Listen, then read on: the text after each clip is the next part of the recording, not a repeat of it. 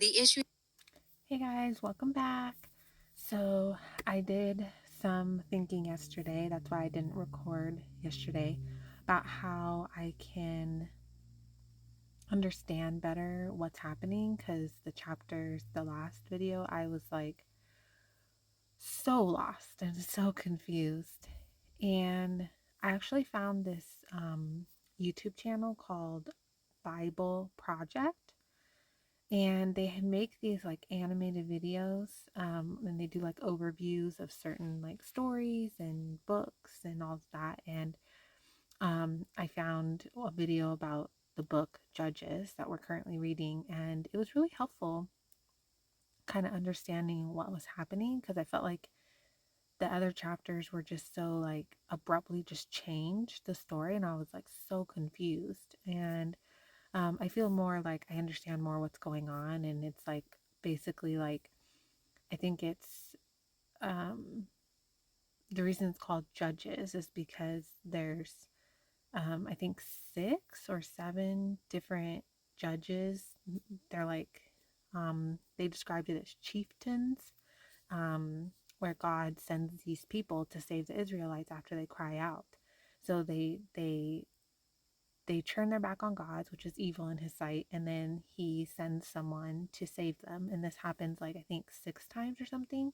And right now we're on, I think, the fourth person, which is Gideon's story, that we're doing today, part of it. And basically it's just like talking about all that. And anyways, it just really was like really really helpful. So if you're struggling like I am, I feel like that's a really good resource to check out, the YouTube channel called Bible Project. And I just I feel like it's helpful, to use additional resources to like help with understanding the Bible. And then I'm also going to, so on this app, when I record these chapters in the morning when I'm doing my makeup and hair for the day, I record it and I listen to it. So, but I'm not actually reading it. Well, yesterday morning, my daughter woke up and I gave her a bottle and I'm laying there holding her. And instead of watching videos, like random videos on my phone, I decided to reread the chapters for that day. And so on this app, the Dwell app, if you see at the top, it says, well, I guess I usually don't show that, but at the top, I cut it off when I make the video. There's listen and then there's read. There's 2 tabs. So if you click on the read tab, you can actually just read the chapters for today without the girl talking. And I did that, and it was really helpful, along with listening to it. So I think I'm going to do both. I'm going to listen to it when I record it for the videos that I make, and then I'm also going to read the chapters as well, um, myself. And I think that's going to really help before I make these videos, because I was feeling really lost and I was really struggling, and I felt like I was really just like doing the bare minimum with reading the Bible, and I feel like I need to put in more effort. So that's what I'm going to do. So I'm going to start with those changes and see where that takes me, because I definitely feel like, even just those small changes is helping, um, me like understand a little bit better what story we're on right now. So, so if you're struggling, just read also the chapters. Don't just listen. I don't know if that's how you learn too, but I find it helpful to do both. So, okay, guys, let's get started for today's chapters. Israelites did what was evil in the sight of the Lord. So the Lord handed them over to Midian 7 years, and they oppressed Israel. Because of Midian, the Israelites made hiding places for themselves in the mountains, caves, and strongholds. Whenever the Israelites planted crops, the Midianites, Amalekites, and the people of the east came and attacked them. They encamped against them and destroyed the produce of the land, even as far as Gaza. They left nothing for Israel to eat, as well as no sheep, ox, or donkey. For the Midianites came with their cattle and their tents, like a great swarm of locusts. They and their camels were without number, and they entered the land to lay waste to it. So Israel became poverty-stricken because of Midian, and the Israelites cried out to the Lord. When the Israelites cried out to him because of Midian, the Lord sent a prophet to them. He said to them, "This is what the Lord God of Israel says. I brought you out of Egypt and out of the place of slavery. I rescued you from the power of Egypt and the power of all who oppressed you. I drove them out before you and gave you their land. I said to you, I am the Lord your God. Do not fear the gods of the Amorites, whose land you live in. But you did not obey me."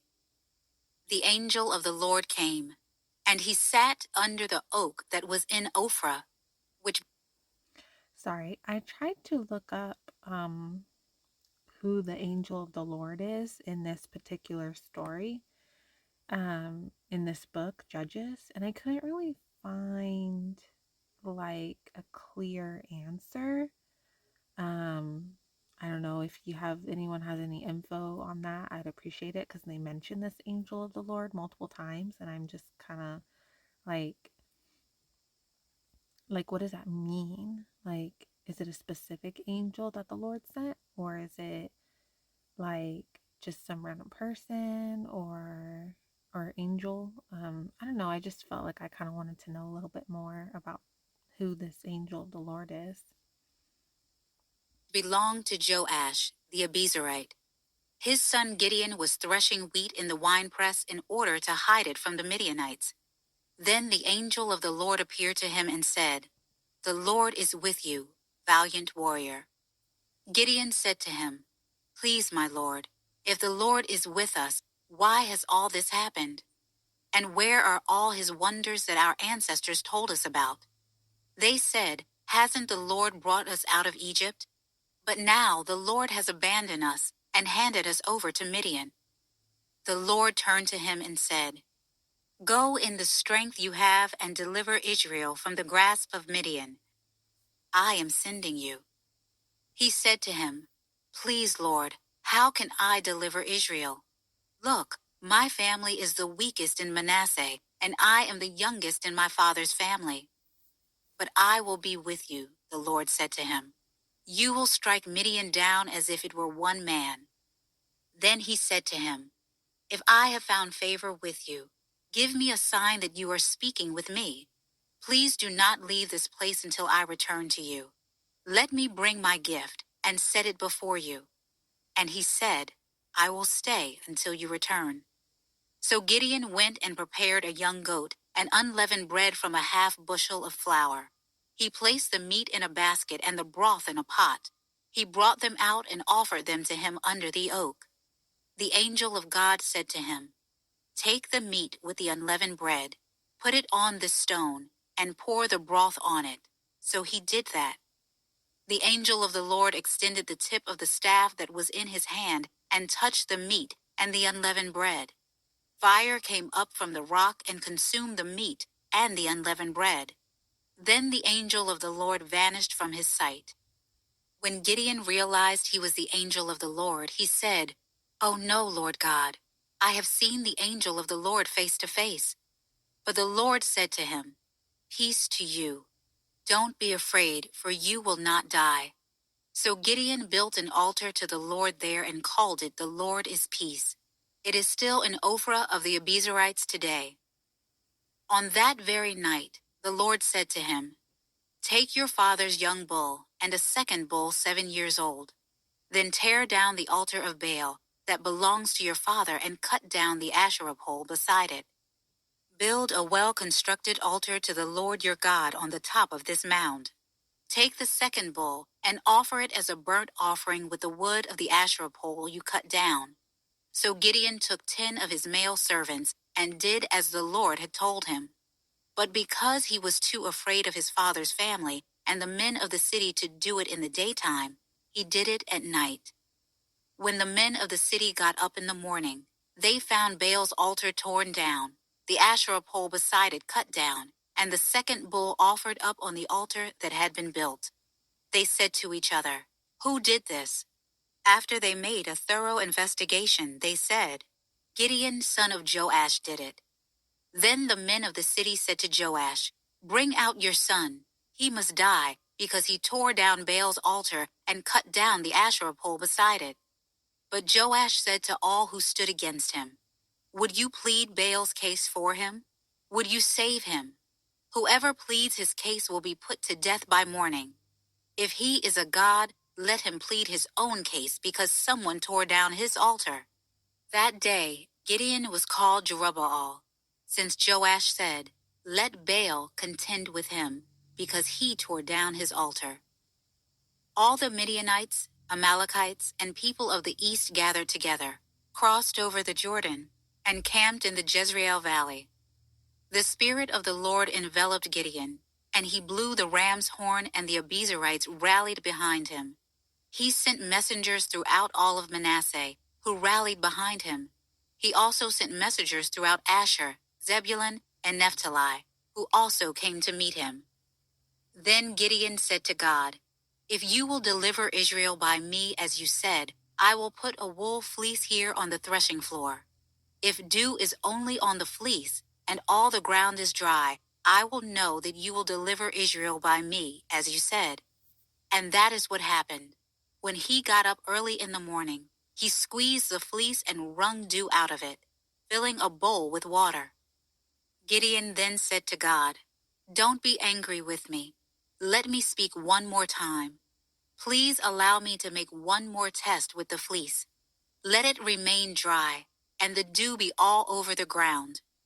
That night, God did as Gideon requested. Only the fleece was dry, and dew was all over the ground.